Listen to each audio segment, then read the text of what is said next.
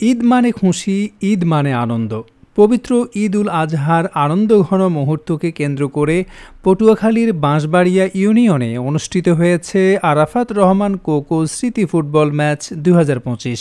স্থানীয় যুব সমাজের উদ্যোগে আয়োজিত এই প্রীতি ম্যাচে মুখোমুখি হয় বাঁশবাড়িয়া ইউনিয়ন একাদশ ও বহরপুর ইউনিয়ন একাদশ। গছানী মাধ্যমিক বিদ্যালয় মাঠে অনুষ্ঠিত ম্যাচটি দেখতে বিভিন্ন এলাকা থেকে ভিড় করেন হাজারো দর্শক। খেলায় ছিল টান টান উত্তেজনা ও উৎসবমুখর পরিবেশ।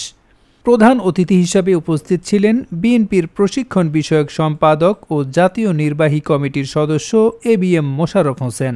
উদ্বোধন করেন ঢাকা বিশ্ববিদ্যালয় ছাত্রদলের সাবেক সভাপতি ও সাধারণ সম্পাদক হাসান মামুন।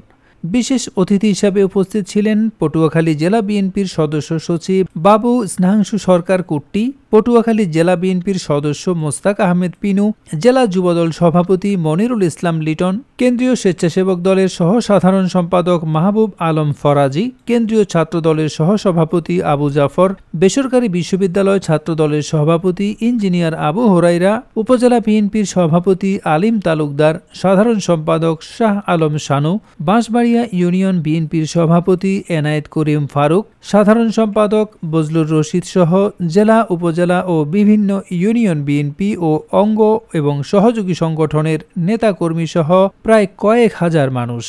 উল্লেখ্য, ম্যাচে বাঁশবাড়িয়া ইউনিয়ন একাদশ ২-১ গোলে জয়লাভ করে, যা স্থানীয় সমর্থকদের মধ্যে ব্যাপক উচ্ছ্বাসের সৃষ্টি করে।